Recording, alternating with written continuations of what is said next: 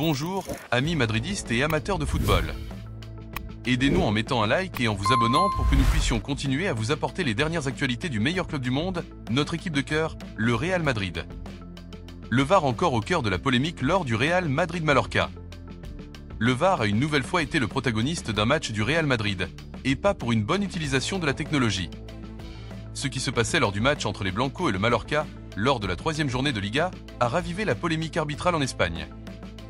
Bien que le match soit soldé par une victoire du Real Madrid, les noms de Sánchez Martínez et de la Salle ont complètement éclipsé la performance sportive. L'indignation totale des madridistes. 3 buts refusés en 90 minutes, des hors-jeux millimétriques et une main plus que discutable ont gâché, ce qui aurait dû être une fête pour Arda Güler. Le Turc a marqué un doublé, mais aurait pu réaliser un triplé si le VAR n'était pas intervenu dans une action qui a provoqué un véritable séisme médiatique. Le but refusé à Arda Güler, une décision controversée. L'action clé s'est produite après un rebond clair dans la surface. Arda Güler, avec le sang-froid qui le caractérise, a poussé le ballon au fond des filets. L'arbitre, Sánchez Martínez, a d'abord validé le but sans hésiter. Cependant, depuis la salle VAR, Polito Santana a recommandé à l'arbitre de revoir la joue pour une supposée main du Turc lors du contrôle précédent. Le problème ? Les images montrent que le bras d'Arda Güler était complètement collé au corps, sans intention de jouer le ballon. Il s'agissait d'une action accidentelle, sans possibilité de réagir différemment. Pourtant, Sánchez Martínez s'est rendu devant l'écran et, après avoir écouté le VAR, a décidé d'annuler le but. Les audios filtrés, une preuve accablante. Le pire est venu après le match. Des audios de la conversation entre le VAR et l'arbitre ont été divulgués, révélant une influence claire sur la décision finale. Voici ce que l'on entend.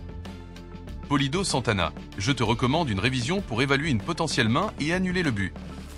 À mon avis, la main existe et il y a une certaine immédiateté. Sánchez Martínez, d'enouille l'image au point de contact. Polito Santana, non, là. Illinois Léa Salqueplat. Sánchez Martínez, parfait, maintenant agrandis-la. Je veux évaluer l'action en immédiateté. Conclusion, la main est accidentelle, immédiate. Je vais t'annuler le but. Une décision guidée, pas autonome. L'arbitre est arrivé devant l'écran avec une idée préconçue, invalider le but. Selon les règles de l'ARFEF, une main immédiate avant un but, même accidentelle, doit être sanctionnée. Cependant, la manière dont la décision a été prise a suscité l'indignation générale. Car le bras d'Arda était en position naturelle, collé au corps et il n'y avait aucune intention de jouer le ballon. Les supporters n'en revenaient pas, un but légitime refusé. La règle sous les mains est claire.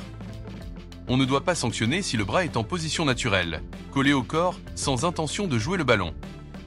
Pourtant, le but a été annulé, provoquant des cris de « Neglerat ». Neglerat, dans tout le stade, en référence au scandale arbitral qui a ébranlé le football espagnol ces dernières années. Mais ce n'était pas un cas isolé.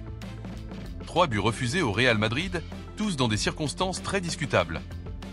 Les 2 autres buts ont été annulés pour des enjeux millimétriques de Mbappé, ce qui a encore alimenté la frustration des supporters. Sánchez Martínez était déjà critiqué par les madridistes depuis un match en 2022, où il avait menacé Vinicius d'expulsion après un tacle dur de Pablo Maffeo. Chaque désignation de cet arbitre pour un match du Real Madrid est désormais accueillie avec suspicion. Polito Santana, responsable du VAR ce jour-là, avait déjà été impliqué dans des polémiques antérieures, notamment lors de la Copa del Rey, où ses interprétations avaient aussi desservi le Real Madrid. Le VAR, un outil de justice ou de controverse. Le VAR, censé éviter les erreurs graves et apporter de la justice, semble aujourd'hui multiplier les polémiques.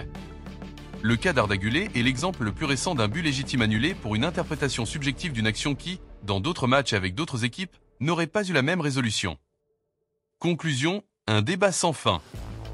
Le Real Madrid a remporté la victoire et conserve son sans faute en Liga. Mais ce match restera dans les mémoires non pour les buts de Güler, mais pour le scandale arbitral. Arda Güler, qui aurait dû célébrer un triplé, est reparti avec 2 buts et un sentiment d'impuissance partagé par tout le Bernabeu. La question se pose. Le VAR est-il vraiment le football ou est-il devenu un outil pour influencer les matchs? Que pensez-vous? Madridiste? Le VAR continuera-t-il à désavantager le Real Madrid dans les moments clés ou un jour apportera-t-il enfin justice et transparence? Laissez votre like et votre commentaire.